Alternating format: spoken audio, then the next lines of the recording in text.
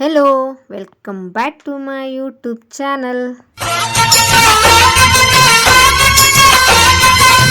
ನಮಸ್ಕಾರ ಎಲ್ಲರಿಗೂ.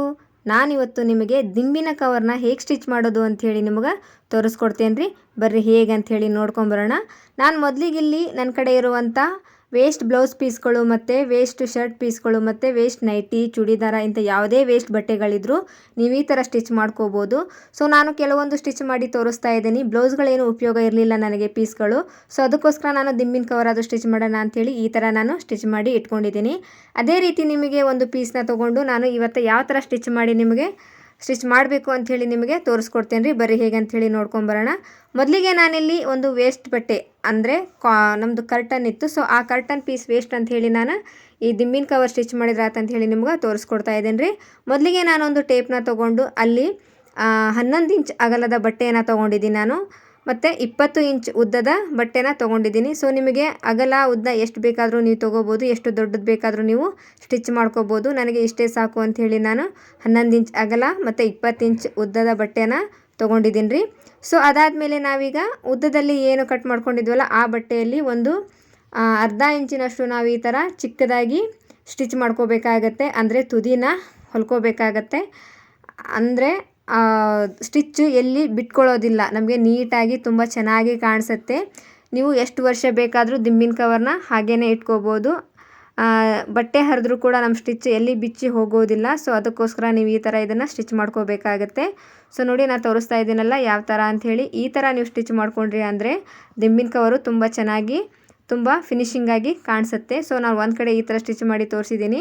ಈಗ ಮತ್ತೊಂದು ಕಡೆ ಇದೇ ಥರ ನಾನು ಸ್ಟಿಚ್ ಮಾಡ್ಕೊತೇನೆ ರೀ. ನೋಡ್ತಿರ್ಬೋದು ಯಾವ ಥರ ಅಂಥೇಳಿ. ಸೊ ನೋಡಿ, ಈ ಥರ ಬೇಗನೆ ನಾನು ಸ್ಟಿಚ್ ಮಾಡ್ಕೊಂಡ್ಬಿಡ್ತೀನಿ. ಕೇವಲ 10 ನಿಮಿಷದಲ್ಲಿ ನೀವು ದಿಂಬಿನ ಕವರ್ನ ಸ್ಟಿಚ್ ಮಾಡಿಕೊಂಡು ಇಟ್ಕೋಬೋದು. ದಿನಕ್ಕೆ ಎಷ್ಟು ಬೇಕಾದರೂ ನೀವು ದಿಂಬಿನ ಕವರ್ನ ಈ ಥರ ಸ್ಟಿಚ್ ಮಾಡಿಕೊಂಡು ಇಟ್ಕೋಬೋದು. ತುಂಬ ಚೆನ್ನಾಗಿ ಕಾಣಿಸುತ್ತೆ. ಶಾಪಲ್ಲಿ ತೊಗೊಳಕ್ಕೆ ಹೋದರೆ ನೀವು ಇದರ ರೇಟು ತುಂಬಾ ಹೇಳ್ತಾರೆ. ಅದಕ್ಕೋಸ್ಕರ ನೀವು ಮನೆಯಲ್ಲೇ ವೇಸ್ಟ್ ಆಗಿರೋ ಬಟ್ಟೆಯಿಂದ ಈ ಥರ ನೀವು ಸ್ಟಿಚ್ ಮಾಡ್ಕೊಂಡ್ರಿ ಅಂತ ಹೇಳಿದರೆ ನಿಮ್ಮ ಮನಿನೂ ಸೇವ್ ಆಗುತ್ತೆ, ಟೈಮು ಸೇವ್ ಆಗುತ್ತೆ, ತುಂಬಾ ಚೆನ್ನಾಗಿ ಕೂಡ ಕಾಣಿಸುತ್ತೆ. ಸೊ ನಾನು ಎರಡೂ ಕಡೆ ಸ್ಟಿಚ್ ಮಾಡ್ಕೊಂಡಿದ್ದು ಆದಮೇಲೆ ಇವಾಗ ನಾನು ಈ ಕಡೆ ಬಟ್ಟೆನ ಹೊಲಿಸ್ಕೊಂಡು ಮತ್ತು ಅದರ ತುದಿನ ನಾನು ಸ್ಟಿಚ್ ಮಾಡ್ಕೊಳಕತ್ತೇನೆ ರೀ. ಯಾವ ಥರ ಅಂಥೇಳಿ ಒಂದು 3/4 ಇಂಚಷ್ಟು ಬಿಟ್ಕೊಂಡು ನೀವು ಸ್ಟಿಚ್ ಮಾಡ್ಕೋಬೇಕಾಗತ್ತೆ. ಪ್ರತಿಯೊಂದು ಸ್ಟಿಚ್ ಮಾಡ್ಕೋಬೇಕಾದ್ರೆ ನೀವು ರಫ್ ಹೊಡೆಯೋದನ್ನು ಮಾತ್ರ ಮರಿಬಾರ್ದು, ಇಲ್ಲಾಂದರೆ ಸ್ಟಿಚಸ್ಸು ಬಿಚ್ಚೋಗೋ ಸಾಧ್ಯತೆ ತುಂಬ ಇರುತ್ತೆ. ಅದಕ್ಕೋಸ್ಕರ ಸೊ ನಾನು ಡಬಲ್ ಸ್ಟಿಚ್ನ ಹಾಕೊಂಡ್ಬಿಡ್ತೀನಿ. ಸೊ ನೋಡಿ, ಈ ಥರ ಡಬಲ್ ಸ್ಟಿಚ್ನ ಹಾಕ್ಕೊಂಡ್ರಿ ಅಂತ ಹೇಳಿದ್ರೆ ಇನ್ನೂ ತುಂಬ ಚೆನ್ನಾಗಿ ಕಾಣಿಸುತ್ತೆ. ಯಾರೆಲ್ಲ ನನ್ನ ಚಾನಲ್ನ ಹೊಸದಾಗಿ ನೋಡ್ತಾ ಇದ್ರು ಪ್ಲೀಸ್ ಸಬ್ಸ್ಕ್ರೈಬ್ ಮಾಡ್ಕೊಂಡು ನೋಡಿ. Keep supporting me. ಬೆಲ್ ಐಕನ್ನ ಪ್ರೆಸ್ ಮಾಡಿ. ನಾನು ಹಾಕುವಂಥ ಪ್ರತಿಯೊಂದು ವಿಡಿಯೋದ ಫಸ್ಟ್ ನೋಟಿಫಿಕೇಷನ್ ನಿಮಗೇ ಬರುತ್ತೆ. ಸಪೋರ್ಟ್ ಮಾಡಿ ಗೈಸ್. ಸೊ ನೋಡಿ, ಈ ಥರ ನಾನು ಡಬಲ್ ಸ್ಟಿಚ್ಚನ್ನ ಹಾಕ್ಕೊಂಡಿದ್ದು ಆದಮೇಲೆ ಈಗ ಕೊನೆಗೆ ತುದಿಗೆ ನಾನು ಒಂದು ಹೊಲಿಗೆನ ಹಾಕ್ಕೊತೇನೆ ರೀ. ಯಾಕಂತ ಹೇಳಿದ್ರೆ ಎರಡೂ ಕಡೆ ಓಪನ್ ಇರೋದ್ರಿಂದ ಒಂದು ಕಡೆ ನಾವು ಕ್ಲೋಸ್ ಮಾಡ್ಕೋಬೇಕಾಗತ್ತೆ. ಅದಕ್ಕೋಸ್ಕರ ಸೊ ಎರಡೂ ಸಮವಾಗಿರೋ ಥರ ನೋಡಿಕೊಂಡು ಕೊನೆಗೆ ನೀವು ಅಲ್ಲಿ ಕೂಡ ಒಂದು 3/4 ಇಂಚ್ ಅಥವಾ ಅರ್ಧ ಇಂಚ್ ಬಿಟ್ಕೊಂಡು ನೀವು ಈ ಥರ ಸ್ಟಿಚ್ ಮಾಡ್ಕೋಬೇಕಾಗತ್ತೆ.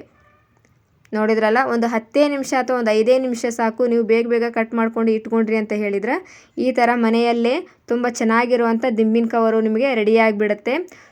ಸುಮ್ಮನೆ ಶಾಪಲ್ಲಿ ಅಷ್ಟು ರೊಕ್ಕ ಕೊಟ್ಟು ತರೋದಕ್ಕಿಂತ ಈ ಥರ ಮನೆಯಲ್ಲೇ ನೀವು ಚೆನ್ನಾಗಿ ತಯಾರು ಮಾಡ್ಕೊಂಡ್ರಿ ಅಂತ ಹೇಳಿದರೆ ನಿಮಗೆ ಮನಿ ಕೂಡ ಸೇವ್ ಆಗುತ್ತೆ, ಟೈಮ್ ಕೂಡ ಸೇವ್ ಆಗುತ್ತೆ, ತುಂಬಾ ಖುಷಿ ಕೂಡ ಆಗುತ್ತೆ. ಸೊ ಡಬಲ್ ಸ್ಟಿಚ್ ಹಾಕ್ಕೊಂಡಿದ್ದು ಆದಮೇಲೆ ನಾವು ಇದನ್ನು ಹೊಲಿಸ್ಕೊಂಡ್ಬಿಡೋಣ. ಹೊಲಿಸಿದ ಮೇಲೆ ಇದನ್ನು ತುದಿ ಏನಿದೆಯಲ್ಲ ಒಂದು ಕತ್ರಿ ಅಥವಾ ಒಂದು ಕಡ್ಡಿನ ತೊಗೊಂಡು ಈ ಥರ ನೀವು ಹೊಲಿಸ್ಕೋಬೇಕಾಗತ್ತೆ. ಸೊ ನಿಧಾನವಾಗಿ ಹೊಲಿಸ್ಕೋರಿ. ನೋಡಿ, ಈ ಥರ ನಮ್ಮದು ರೆಡಿಯಾಗಿತ್ತು ದಿಂಬಿನ ಕವರು. ಒಂದು ಕಡೆ ಓಪನ್ನು, ಒಂದು ಕಡೆ ಕ್ಲೋಸ್ ಆಗಿದೆ. ಸೊ ನೋಡಿ ಯಾವ ಥರ ಇದೆ ಅಂಥೇಳಿ ನೋಡ್ಕೋಬೋದು. ಫಿನಿಶಿಂಗ್ ಅನ್ನೋದು ತುಂಬಾ ಚೆನ್ನಾಗಿ ಬಂದಿತ್ತು.